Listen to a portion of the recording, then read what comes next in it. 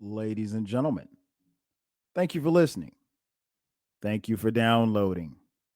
And thank you for subscribing to this bonus edition of the 12 Kyle podcast. I'm 12 Kyle. Check this out. What I wanted to talk about is three words: I love you. More specifically, I want to talk about it from the male perspective. What I realized over a period of time is that those three words, love was always felt, at least for me growing up. Like I never didn't feel loved, right? From my parents, family, friends, anything like that. But growing up, I don't, in the 80s and 90s, and even in the 70s, because I was born in 72, right? I can't remember. I can't remember being told or telling another man that I loved them or they loved me. And I had my father in the house, my uncles were around.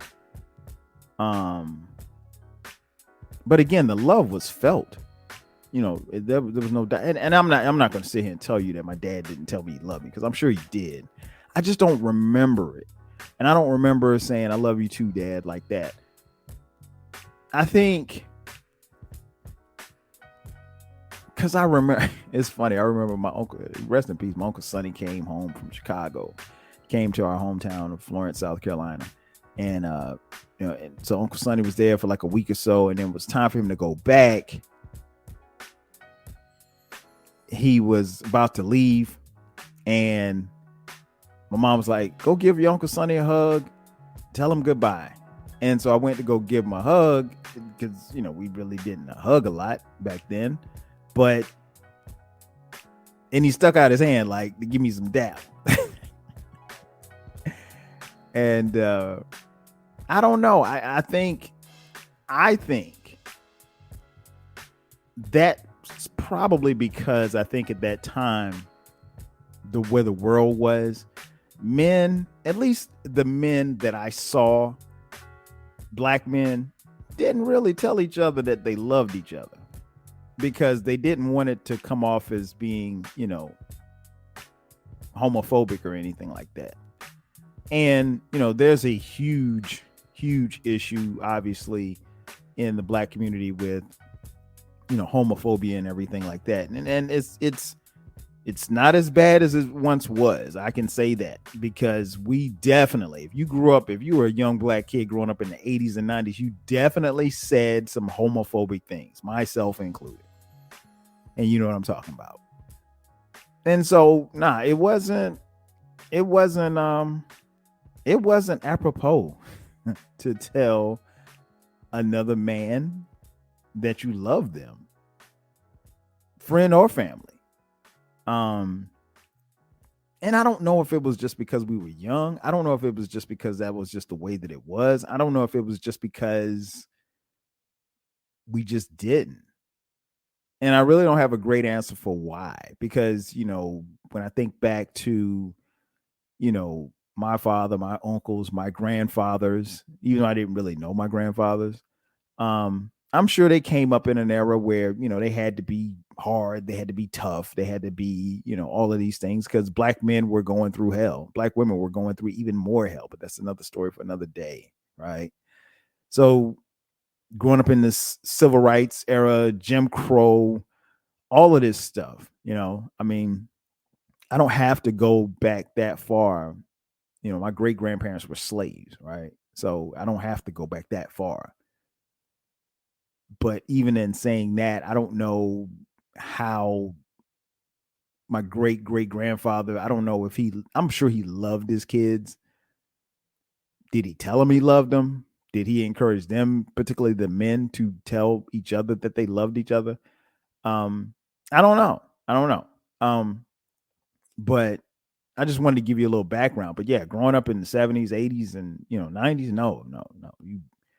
You weren't going to tell another dude you loved him. People would be like, "Man, were you gay?" As if gay people were the only people who express their love. And at the time, they may have been, and maybe they were just ahead of the curve because you know you just, as a straight black man, you just didn't tell another straight black man that you loved him. And I think that was wrong. Um, but somewhere around the time that I got to, I want to say, now, just for context, my parents got divorced when I was 13, almost 14 years old, right? Uh, but again, there's without any doubt, I knew that my dad loves me and still loves me to this day, and expresses it. Um, but I don't think, the men in my life, probably up until the time I graduated from high school, going into college, I don't think the word love was kind of thrown around a lot. It was something that was understood. Like, and it's funny because like I had friends who had similar fathers. They didn't tell their sons that they loved them, but their sons knew damn well that they loved them. Or maybe they did, and but it wasn't something that was said every day, right? And I don't necessarily know if it was something that was missed. I mean, we were fortunate, very, very fortunate to have our fathers grow up in the houses with us and still be active in our lives and things of that nature. And I talked about it on here before.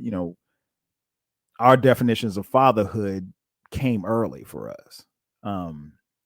But yeah, I think we missed the boat in telling each other that we loved each other. I mean, yeah, you'll hear guys say this all the time. Man, the hood loved me. The only love I ever got was from a gang, or the only love I ever got was in the hood. And yeah, the people in your neighborhood do love you. They have sometimes a funny way of showing it, but they do love you. But sometimes if the father isn't there, or there isn't an uncle there, or a pastor, or a mentor, or someone from the church, or a coach, that young black kid grows up with no love from a black man. And that can be problematic for him in his life, because how can you show love if you've never been shown love?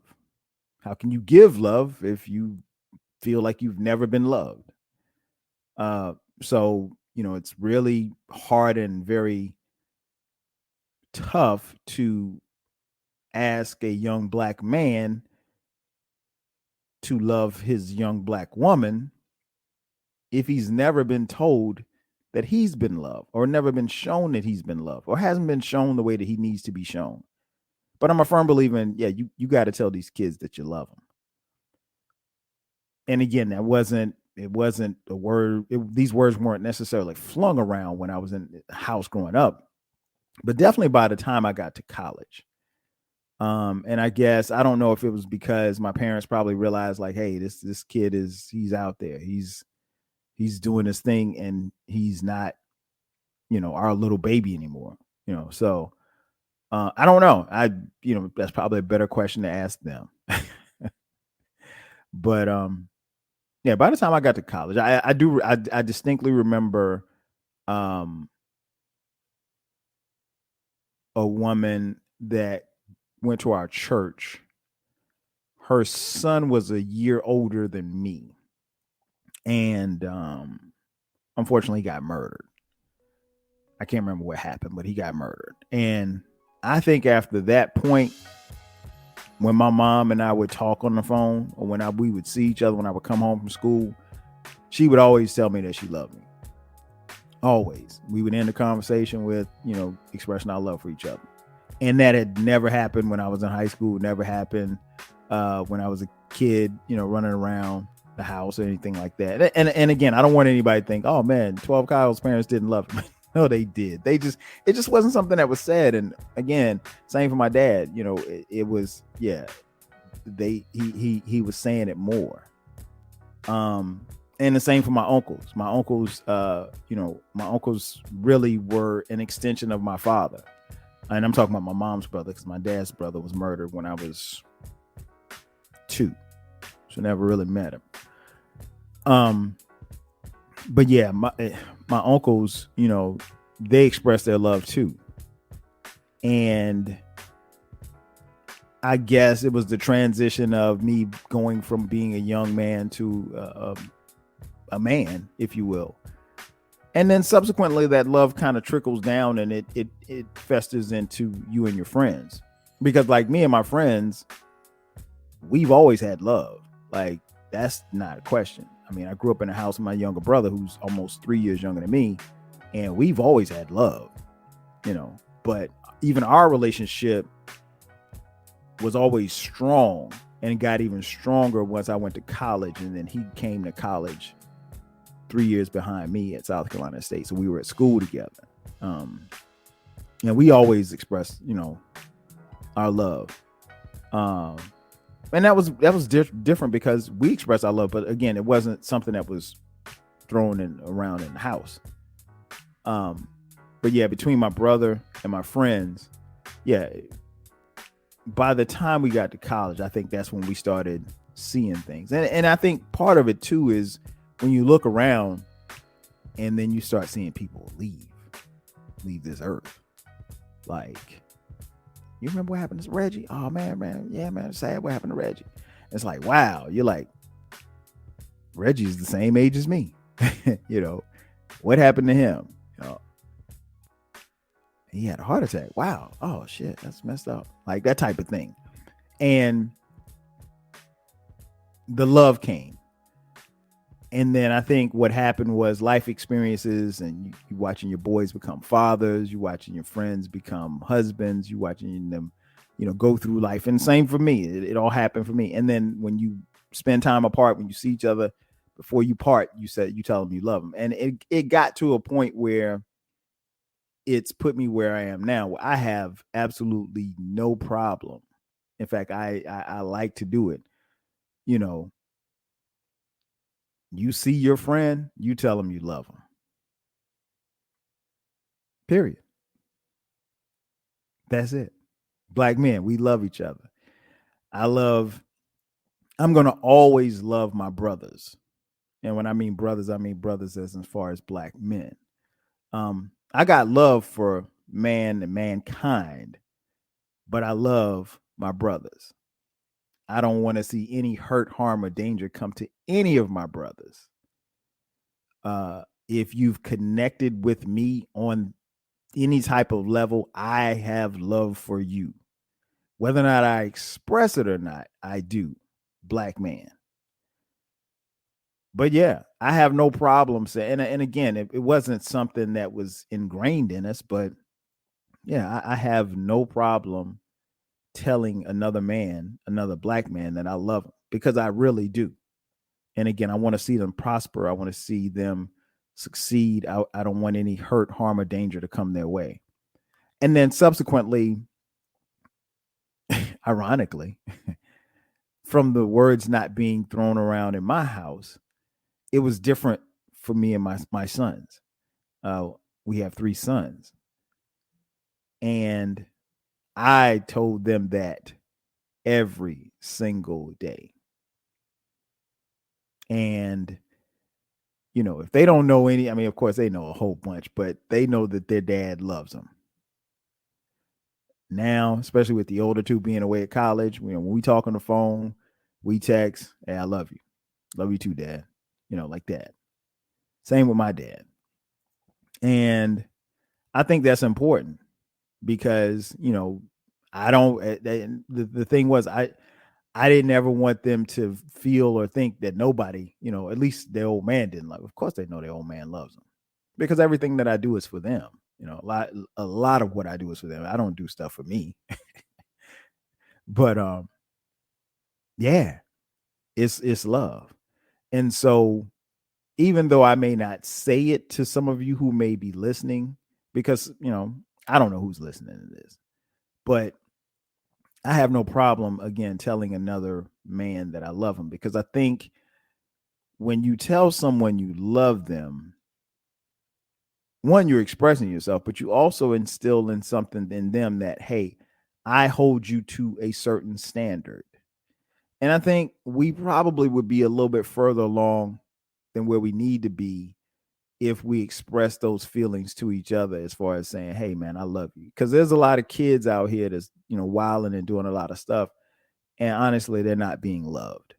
And they're not being told that they were loved. When they're behind bars, it's too late to tell them how much you love them. When they are laying in a casket, it's too late to tell them that you love them. When they've decided to leave and go off and chase a dream and run away from home or whatever the case may be, it's too late to tell them that you love them. But tell people you love them. Tell black men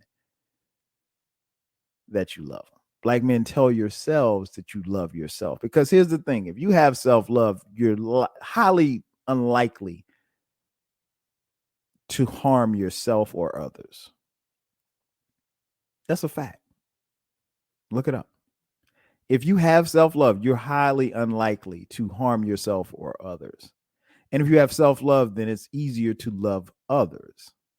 But now, I don't give a damn about Kyle. I damn sure ain't gonna give a damn about anybody else. But like I said, it's love. And again, I think I've instilled this in my sons. But I've also told them, and we've had conversations about the word love, especially when you get in, your relationships. But beside the point, I think it's important that, they express to their friends that they love them.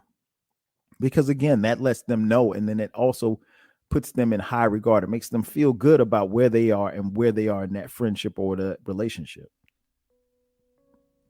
But yeah, without a doubt, the words "I love you" didn't fly out of most, I don't want to say most, a lot of black men's mouths in the 80s and 90s. It just didn't. It was something that was understood. And I get it, but I don't think that we should have done it that way. I think if we do it now and we're enforcing it and reinforcing the fact that we love each other now, it could definitely help out the next generation. But yeah, it'll flow off my tongue so easily because I truly do love you. Now, if you out here doing some wild shit, I love you, but you're gonna need to stop doing the wild shit. But yeah. So anybody listening to this podcast, particularly black men, if you are listening under the sound of my voice, do me a favor, do yourself a favor, and do us a favor. When you see another black man today, as you listen to this podcast, just say, hey man, I love you. And I'm gonna tell you what the response is gonna be. The response is perfect. The response is gonna be, I love you too, bro. Or I love you too, bro. Or I love you too. Or back at you. The ones that hit you with the back at you, that that they ain't really all the way there yet, but they're on the way. And honestly, that is a very disarming sentiment. Because not that I want to be robbed, but if you come to rob me and I tell you that I love you, you're probably less likely to hurt me. Now you still might take my wallet, clown. But no, let's take time to do that today. So again, do me a favor, fellas, all of you listening to this, and then I implore any one of you, anybody, especially even if you're not black. Tell somebody that you love them, whoever. Tell another man that you love them. You're going to tell your woman that you love her, but tell another man that you love him. But particularly for my black men, tell another black man today that you love him. And watch what happens. Ladies and gentlemen, that's going to do it for me. Thank you for checking out this bonus edition of the 12 Kyle podcast. I'm your boy 12 Kyle. I'll catch you guys next time. 5,000.